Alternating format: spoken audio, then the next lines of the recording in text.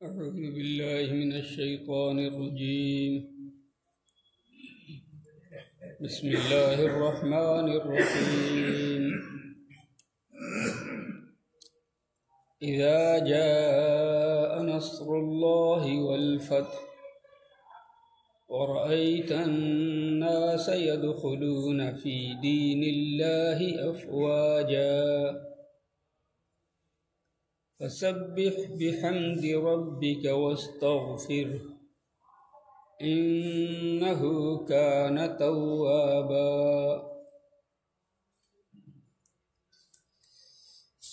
صدق الله العظيم.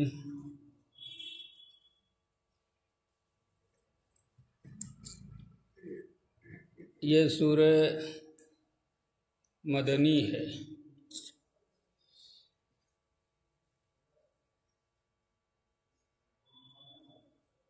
مدینہ منورہ میں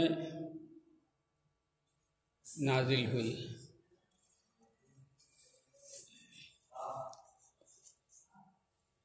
اور جتنی صورتیں نازل ہوئی ہیں ان صورتوں میں سب سے آخری صورت ہے، یعنی اس کے بعد کوئی صورت حضور پاک صلی اللہ علیہ وسلم پر نازل نہیں ہوئی، اور آپ صلی اللہ علیہ وسلم کے آخری دنوں میں نازل ہوئی. پہلے ترجمہ سمجھ لیجیے، پھر اس کے بعد عرض کیا جاتا ہے. اذا مانے جب، اور جاء مانے آ گئی، نصر مانے مدد، اور اللہ مانے اللہ. نصر اللہ، اللہ کی مدد. اور فتح مانے، فتح کا ترجمہ اصل میں ہے کھولنے کا، کامیابی کہہ لیجیے، لیکن اصل مطلب اس کا یہ ہے کہ آپ کے لیے راستے کھول دیے جائیں ہر طرف، پھر آپ کو کام کرنے میں کسی طرح کی رکاوٹ نہ رہے.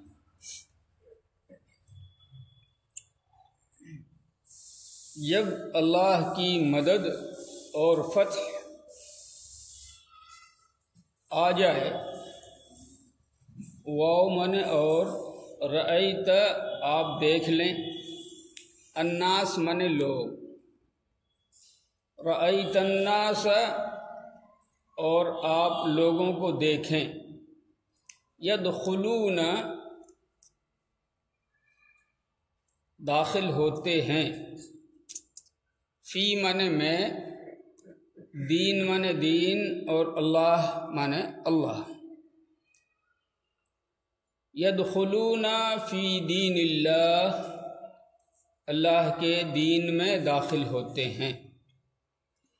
فوج کے معنی آتے ہیں گروہ کے، جماعت در جماعت، گروہ در گروہ، اور افواجہ اسی کی جمع ہے. وَرَأَيْتَ النَّاسَ يَدْخُلُونَ فِي دِينِ اللَّهِ أَفْوَاجًا، اور لوگوں کو آپ دیکھیں کہ وہ اللہ کے دین میں گروہ در گروہ داخل ہو رہے ہیں.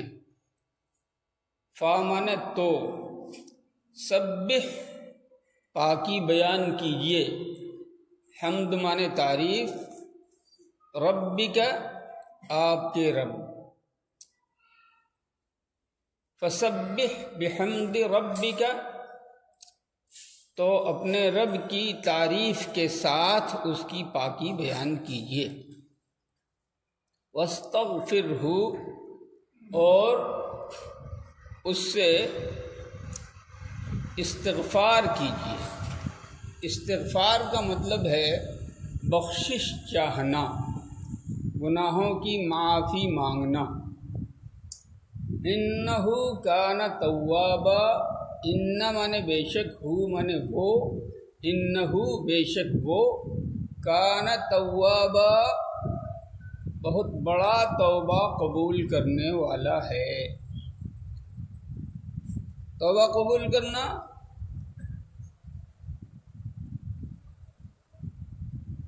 اصل ترجمہ ہے توجہ کرنے والا، توجہ کرنے والا۔ اللہ تعالیٰ بہت بڑی توجہ کرنے والا ہے، اور استغفار کی نسبت سے ترجمہ کر لیں تو بہت بڑا توبہ قبول کرنے والا ہے۔ میں نے عرض کیا یہ سورہ مدنی ہے، اور آپ صلی اللہ علیہ وسلم کی زندگی کے آخری دنوں میں یہ نازل ہوئی، کچھ دن پہلے۔ حدیث پاک میں روایت میں آتا ہے کہ آپ صلی اللہ علیہ وسلم منا میں تھے،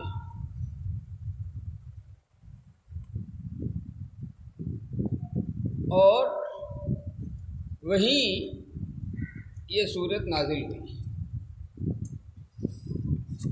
بعض لوگوں نے کچھ اور بھی بیان کیا ہے۔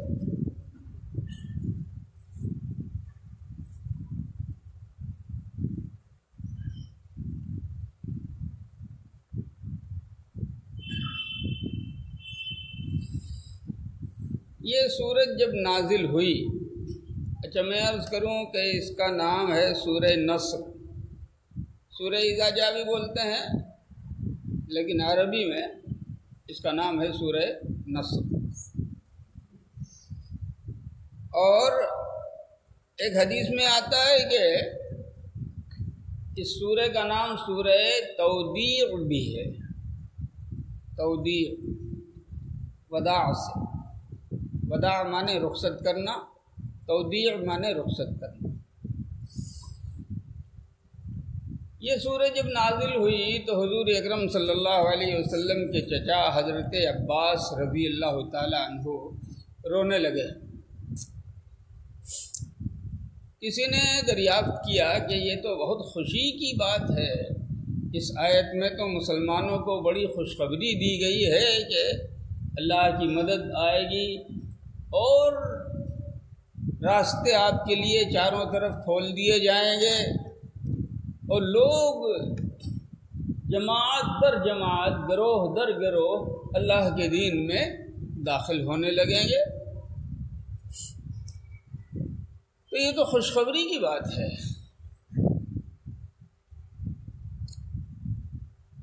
فرمایا ہاں، لیکن میرے رونے کی وجہ اصل میں یہ ہے کہ آپ صلی اللہ علیہ وسلم کا کام پورا ہو گیا۔ اس صورت سے اندازہ ہوتا ہے کہ آپ کا کام پورا ہو گیا، جس کام کے لیے اللہ رب العزت نے آپ کو دنیا میں مبعوث فرمایا تھا، بھیجا تھا، وہ کام پورا ہو گیا۔ اور قاعدہ یہ ہے کہ جب کام پورا ہو جاتا ہے تو بھیجنے والا کام کرنے والے کو واپس بلا لیتا ہے۔ جس مقصد و غرض سے اللہ رب العزت نے حضور اکرم صلی اللہ علیہ وسلم کو بھیجا تھا، یہ سورہ بتا رہی ہے کہ وہ کام پورا ہو گیا۔ اس لیے اب زیادہ دنوں تک حضور پاک صلی اللہ علیہ وسلم ہمارے درمیان نہیں رہیں گے۔ عباس رضی اللہ تعالیٰ عنہ کے صاحبزادے ہیں حضرت عبداللہ ابن عباس، حضرت عباس کے بیٹے، اور تفسیر کے سب سے بڑے عالم، صحابہ کرام رضوان اللہ علیہ مجمعین کے زمانے میں بھی قرآن کریم کی تفسیر کے سب سے بڑے عالم حضرت عبداللہ ابن عباس۔ خود نبی اکرم صلی اللہ علیہ وسلم نے حضرت عبداللہ ابن عباس کو بلایا، بلانے کے بعد دریافت کیا کہ اس سورہ کا مطلب کیا ہے، کیا سمجھتے ہو؟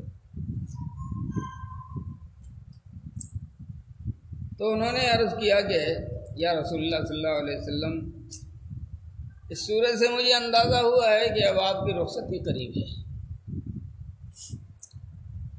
آپ صلی اللہ علیہ وسلم نے فرمایا میرا اندازہ بھی یہی ہے۔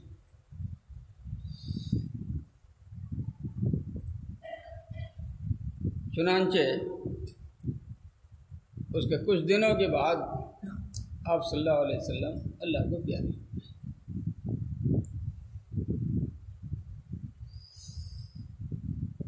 اس سورہ میں ایک بات اور بھی مسلمانوں کو بتائی گئی ہے اور اس میں پیغام دیا گیا ہے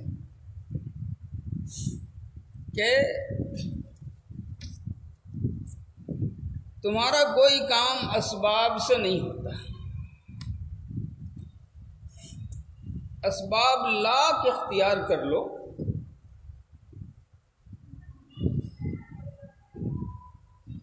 لیکن جب تک اللہ کی مدد تمہارے شامل حال نہ ہو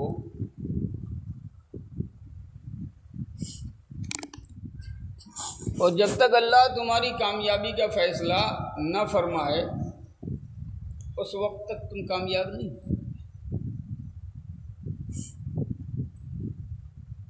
تو اس لیے ہر وقت تم کو چاہیے کہ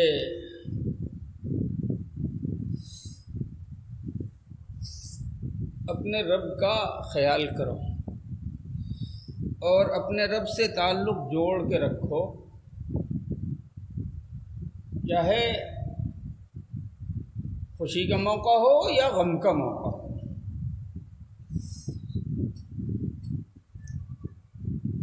کیونکہ کامیابی کو ناکامی میں بدلنا، ناکامی کو کامیابی میں بدلنا، خوشی کو غم میں بدلنا، غم کو خوشی میں بدلنا، نفع کو نقصان میں بدلنا اور نقصان کو نفع میں بدلنا، یہ اللہ ہی کا کام ہے۔ اللہ اگر چاہے تو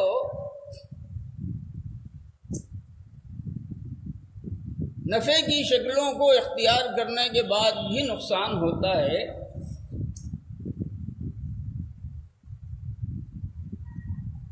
اور اللہ اگر چاہے تو نقصان کی شکل میں رہ کے بھی نفع ہوتا ہے۔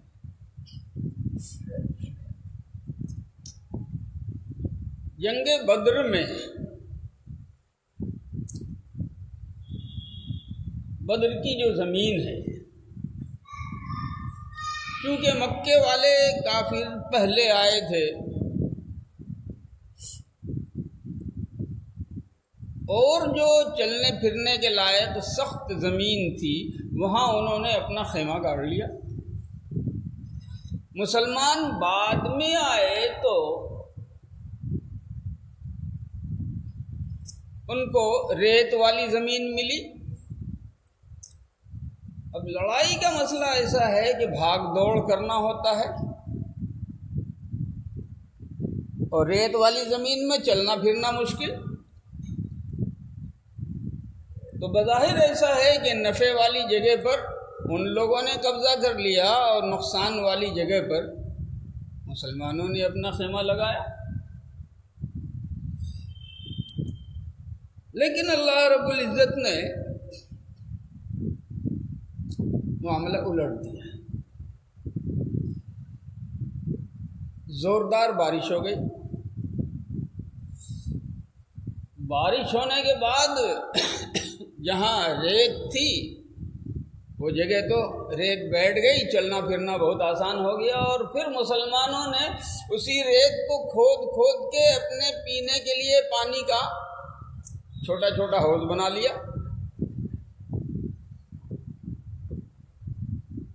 اور اس کے برعکس بالکل الٹے وہاں ہوا۔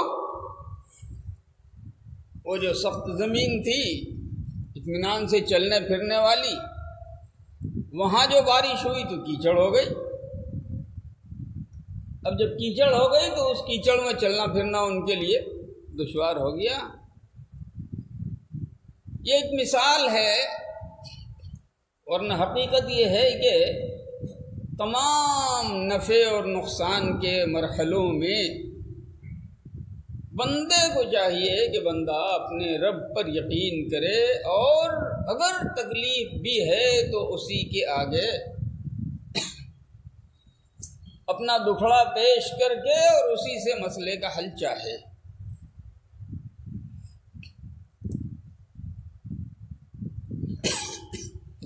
وَرَأَيْتَ النَّاسَ يَدْخُلُونَ فِي دِينِ اللَّهِ أَفْوَاجًا، اور آپ لوگوں کو دیکھیں کہ وہ اللہ کے دین میں گروہ کے گروہ داخل ہو رہے ہیں۔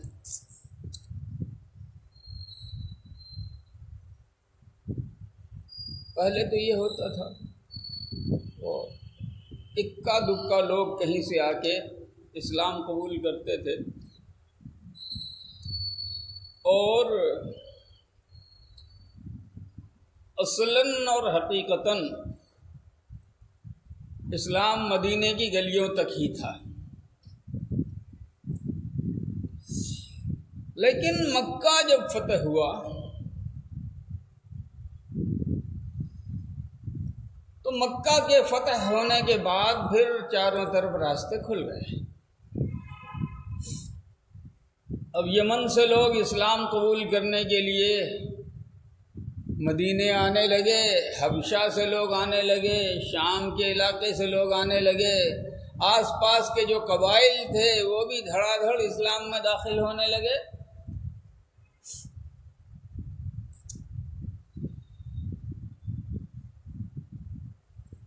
یعنی آپ سمجھو کہ مکے کے اوپر جو چڑھائی کیا تھا نبی اکرم صلی اللہ علیہ وسلم نے، تو اس میں 10,000 صحابہ تھے، لیکن سال بھر کے بعد آپ صلی اللہ علیہ وسلم جب حج کے لیے تشریف لے گئے سن 10 ہجری میں، تو اس وقت تقریباً 1.25 لاکھ صحابہ تھے۔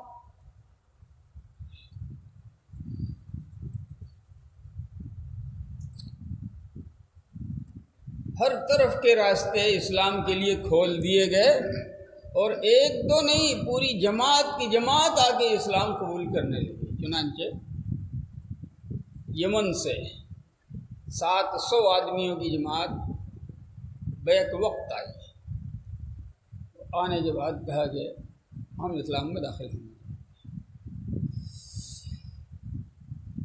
تو اللہ رب العزت نے نبی اکرم صلی اللہ علیہ وسلم کو یہ پیغام دیا کہ راستہ تو ہم نے کھول دیا ہے،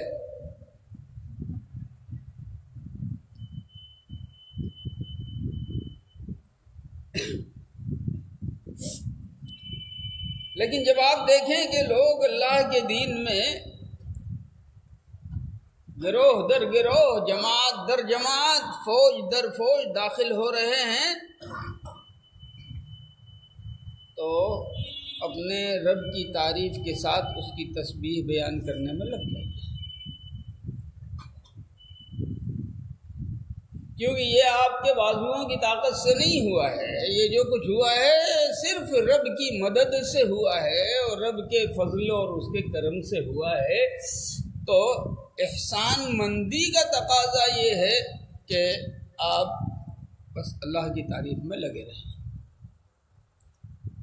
تسبیح کہتے ہیں پاکی بیان کرنے کو، اور اللہ کی ذات تو تمام عیبوں سے بالکل پاک ہے۔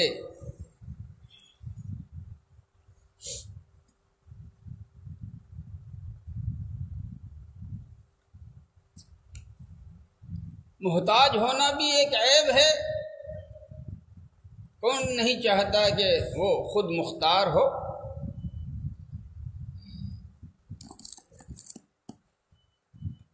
اللہ رب العزت کی ذات عالی محتاج ہونے سے بھی پاک ہے۔ کمزور ہونا یہ بھی ایک عیب ہے، اللہ رب العزت کی ذات اس کمزوری سے بھی بالکل پاک ہے۔ اللہ کے اوپر ایک آدمی ہے خود فیصلے کرتا ہے اور کچھ کرتا ہے، لیکن کوئی دوسرا ہے جو اس کے اوپر دباؤ ڈال سکتا ہے۔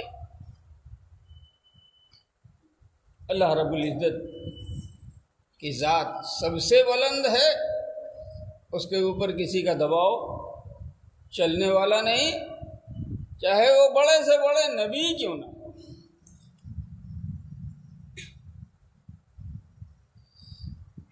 نبی اکرم صلی اللہ علیہ وسلم نے خود ایک مرتبہ چاہا اللہ رب العزت سے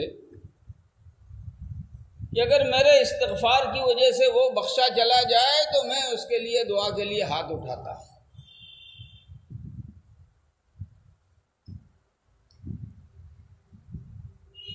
اللہ نے قرآن کریم میں فرمایا استغفر لہم او لا تستغفر لہم ان تستغفر لہم 70 مرۃ فلن یغفر اللہ لہم۔ آپ ان کے لیے استغفار کیجئے یا نہ کیجئے، آپ 70 مرتبہ بھی ان کے لیے استغفار کریں گے تو اللہ ان کو ہرگز نہیں بخشے گا۔ اللہ کے اوپر کسی کا دباؤ بھی نہیں چل سکتا۔ تو جب وہ ہر طریقے سے بالکل تمام عیبوں سے، تمام ضرورتوں سے، تمام اوچھی صفتوں سے پاک صاف ہے، وہی سب کا خالق بھی ہے اور رازق بھی ہے، وہی سب کے کاموں کو بنانے والا بھی ہے، تو آپ انصاف کا تقاضا یہ ہے اور احسان مندی کا تقاضا یہ ہے کہ اس رب کے آگے بندہ جھک جائے اور اس کی تعریف بیان کرنے میں اور اس کی پاکی بیان کرنے میں لگ جائے۔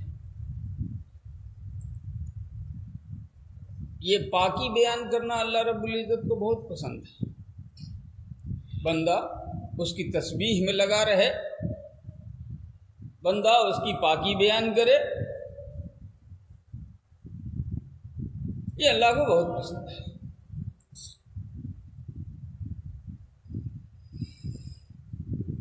قرآن کریم میں آتا ہے اِن مِّن شَيْءٍ إِلَّا يُسَبِّحُ بِحَمْدِهِ وَلَٰكِن لَّا تَفْقَهُونَ تَسْبِيحَهُمْ، کائنات کی کوئی چیز ایسی نہیں ہے جو اللہ کی پاکی بیان کرنے میں نہ لگی ہوئی ہے۔ یہ الگ بات ہے کہ تم ان کی تسبیح کو سمجھ نہیں سکتے۔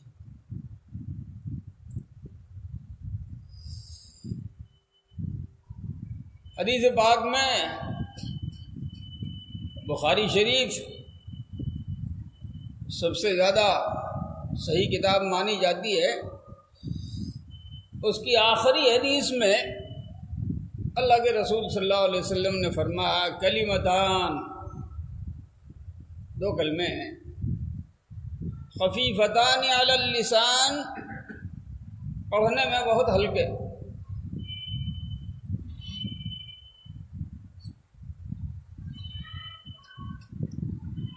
ثقیلتان فی المیزان، قیامت کے دن جب ترازو پہ رکھا جائے گا تو بہت بھاری، بہت وزندار، حبیبتان الی الرحمن، اور اللہ کو بہت پیارے ہیں۔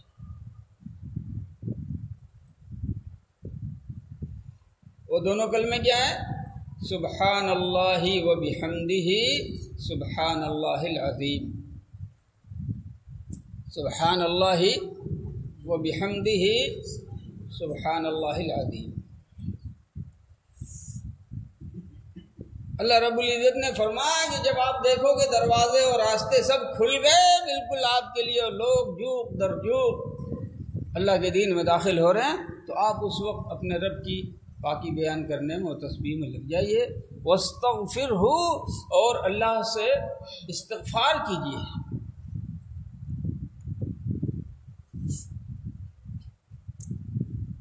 استغفار کیجیے کیا مطلب؟ اللہ نے اپنے نبی صلی اللہ علیہ وسلم کو استغفار کا حکم دیا، اور استغفار کا مطلب ہے گناہوں کی معافی مانگنا۔ اور سیدھی بات یہ ہے کہ بندہ گناہگار ہوگا تو معافی مانگے گا، گناہگار نہیں ہوگا تو معافی مانگنے کی کیا بات ہے؟ معافی مانگنے کا کیا سوال ہے؟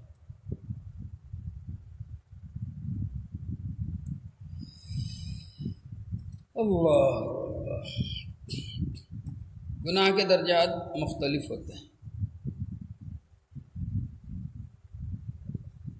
نبی پاک صلی اللہ علیہ وسلم کی ذات، سارے انبیاء کرام کی ذات معصوم ہوتی ہے، نبی کے علاوہ کوئی معصوم نہیں ہے۔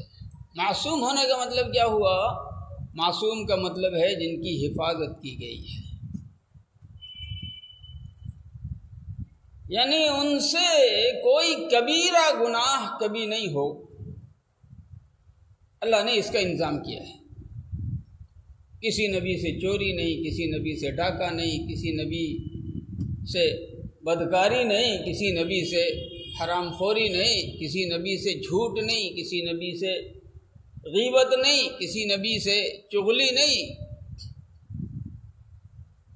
کسی نبی کے اندر دوسروں کا مال ہڑپ کرنے کی خواہش نہیں۔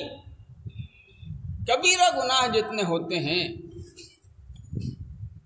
اللہ رب العزت نے انبیاء کرام علیہ السلام کو ان سب سے معصوم بنایا ہے، اور حضور اکرم صلی اللہ علیہ وسلم تو سید المرسلین ہیں، تمام نبیوں کے سردار، تو آپ صلی اللہ علیہ وسلم کی حفاظت تو بدرجہ اولا اور آگے بڑھ کے کی جائے۔ تو جب آپ صلی اللہ علیہ وسلم کا حال یہ ہے کہ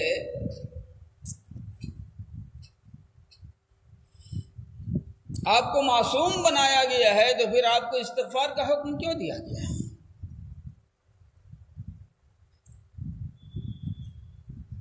آپ کو معصوم بنایا گیا تو آپ کو استغفار کا حکم کیوں دیا گیا؟ یہ بات ہمارے بریلوی بھائیوں کی سمجھ میں نہیں آتی۔ ان کے جو بڑے ہیں جن سے اس کی بنیاد چلی ہے، اس نے اپنے ترجمے میں اور تفسیروں میں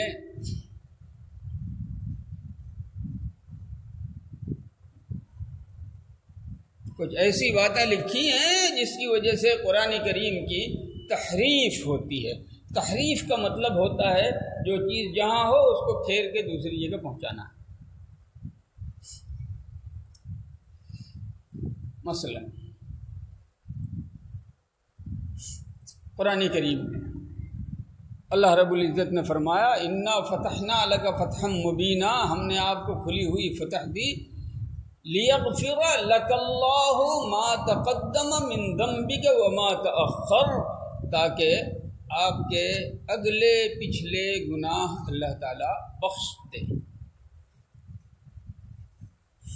آپ کے اگلے پچھلے گناہ،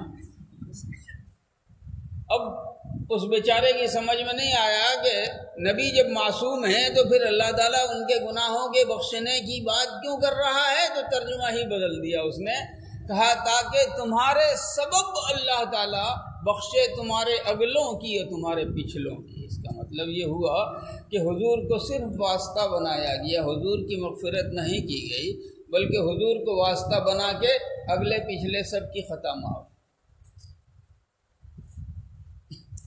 اسی طریقے سے 26ویں پارے میں سورہ محمد ہے،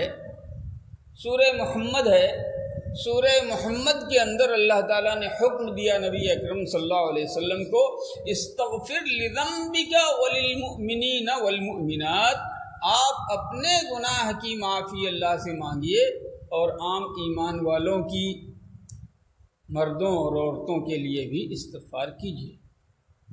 اس نے ترجمہ بدل کر کے کہہ دیا کہ آپ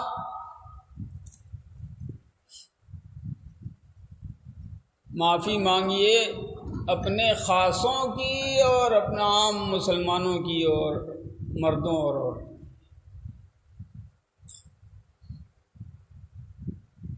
حالانکہ حدیث پاک بتاتی ہے کہ مغفرت جس کی بات قرآن کریم کے 26ویں پارے میں آئی ہے وہ صرف حضور سے متعلق ہے صلی اللہ علیہ وسلم۔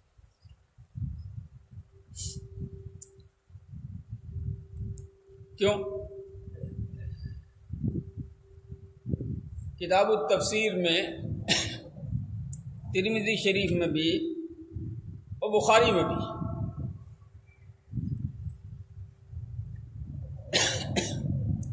یہ حدیث ہے کہ یہ سورت جب نازل ہوئی تو نبی اکرم صلی اللہ علیہ وسلم نے صحابہ کرام کو بلا کے کہا لقد انزلت علی اللیلۃ سورۃ لہی احب الی مما طلعت علیہ الشمس، کہ آج رات مجھ پر ایسی سورت نازل ہوئی ہے جو مجھے پوری کائنات میں سب سے زیادہ محبوب ہے۔ اور اس کے بعد آپ نے فرمایا انا فتحنا لک فتحا مبینا لیغفر لک اللہ ما تقدم من ذنبک وما تأخر۔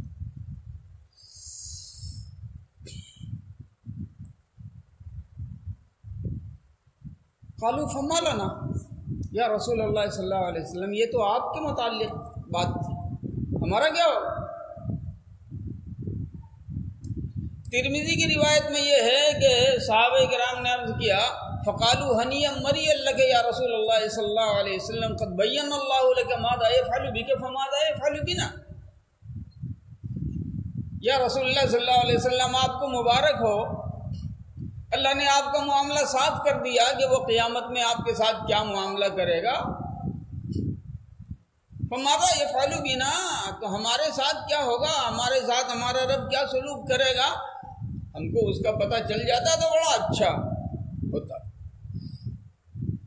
فانزل اللہ الآیہ، اللہ تعالیٰ نے دوسری آیت نازل فرمائی لیدخل المؤمنین والمؤمنات جنات تجری من تحتها الانہار خالدین فیہا ویکفر عنہم سیئاتہم وکان ذلک عند اللہ فوزا عظیما۔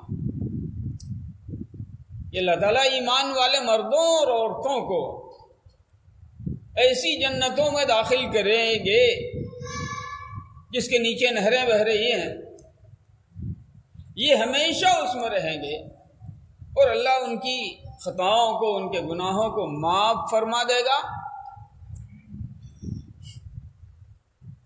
اور یہ اللہ کے نزدیک بڑے کامیابی کی بات ہے۔ تو حدیث پاک سے یہ پتہ چلا کہ عام مسلمانوں کی گناہوں کی معافی کا جو تعلق ہے وہ لیدخل المؤمنین والمؤمنات والی آیت سے ہے، اور خود حضور پاک صلی اللہ علیہ وسلم کی مغفرت کا جو مسئلہ ہے وہ لیغفر لک اللہ ما تقدم، مغفرت آپ کی ہوگی۔ اب اس کے لیے جب بات سمجھ میں نہیں آئے تو آیت کے معنی کو بدل دینا یا ہیر پھیر کرنا یہ انصاف کی بات نہیں ہے۔ اب وہی سوال پھر لوٹ کے آئے گا کہ جب آپ سے گناہ ہوا ہی نہیں تو پھر مغفرت کا کیا سوال، اور پھر آپ کو مغفرت مانگنے کے لیے کیوں کہا گیا؟ خوب اچھی طرح سمجھیے کہ نبی اکرم صلی اللہ علیہ وسلم فرشتہ نہیں تھے، انسان تھے۔ انسان کی فطرت میں بھول چوک رکھی گئی ہے، اور بھول چوک سے جو چھوٹا موٹا معاملہ ہو جائے، حکم کی خلاف ورزی ہو جائے تو وہ نبی سے بھی ہو سکتی ہے۔ اللہ رب العزت، اچھا ایک بات اور سمجھ لیجیے، جو جس کے جتنا زیادہ قریب ہوتا ہے اس کی معمولی باتوں کی پکڑ بھی اتنی ہی ہوتی ہے۔ جو لوگ دور ہوتے ہیں ان کے لیے موٹا موٹا حکم ہے، لیکن جو جتنا زیادہ قریب ہو اس کو تو مالک کی منشا اور طبیعت کو پہچاننا اور اس کے مطابق چلنا، اس کے خلاف ورزی نہیں ہوتی۔ مثلا ایک واقعہ میں بتاتا ہوں، ایک بزرگ چلے جا رہے تھے، بڑے اللہ والے، بہت پہنچے ہوئے، گرمی تھی، بارش ہو گئی، خوب جم کے بارش ہوئی، اور نکلے باغیچے کی طرف تو بارش کے بعد ہریالی دکھائی دیتی ہے، موسم ٹھنڈا ہو گیا، ہریالی دیکھا، طبیعت اندر سے نشاط میں آ گئی اور تعریف کا ایک جملہ نکلا ان کی زبان سے کہ کیا موقع سے بارش ہوئی ہے، کیا موقع سے بارش ہوئی ہے۔ لیکن چونکہ یہ اللہ والے بزرگ تھے، فوراً پکڑ ہوئی اور اللہ کی طرف سے کہا گیا بتا بے موقع کب ہوئی تھی۔ عام لوگوں کے لیے یہ تعریف کا جملہ ہے، عام لوگوں کے حساب سے یہ تعریف کا جملہ ہے، لیکن جو زیادہ قریب ہوتے ہیں، میں نے عرض کیا کہ ان کی معمولی معمولی باتوں کی بھی پکڑ ہوا کرتی ہے۔ یہ چونکہ اللہ کے قریبی تھے، اس لحاظ سے وہی جملہ ان کے لیے پکڑ کا جملہ بن گیا۔ تو مغفرت کا مطلب جس معنی میں ہم بولتے ہیں گنہگار، اس معنی میں گنہگار ہونا نہیں ہے، بلکہ حضور اکرم صلی اللہ علیہ وسلم کی قربت اور نزدیکی کے اعتبار سے انسانی تقاضے کے تحت جو کچھ بھول چوک ہوئی اس کی معافی کا مسئلہ ہے، نمبر 1۔ نمبر 2 یہ کہ آدمی سے کوئی غلطی نہ بھی ہو، مالک کی منشا کے اس کی مرضی کے مطابق چل رہا ہے، کام کر رہا ہے، اور کام پورا کرنے کے بعد مالک سے کہتا ہے حضور اگر کچھ بھول چوک ہو تو معاف کر دیجیے گا، تو مالک اور خوش ہوتا ہے، اس کا درجہ اور بڑھاتا ہے۔ استغفار کی وجہ سے اگر بندہ گنہگار نہ بھی ہو اور استغفار کرے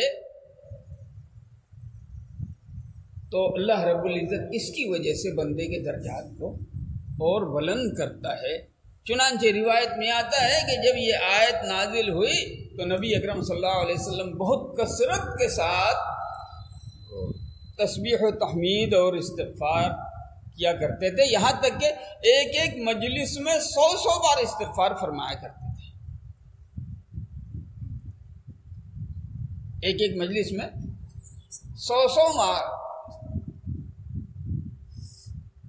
فرمایا۔ اللہ رب العزت نے آپ جو یہ تسبیح بیان کریں گے، آپ جو اپنے رب کی تعریف کریں گے، آپ جو اپنے رب کے لیے استغفار کریں گے، تو اللہ رب العزت اس کو رائے گاہ نہیں جانے دے گا۔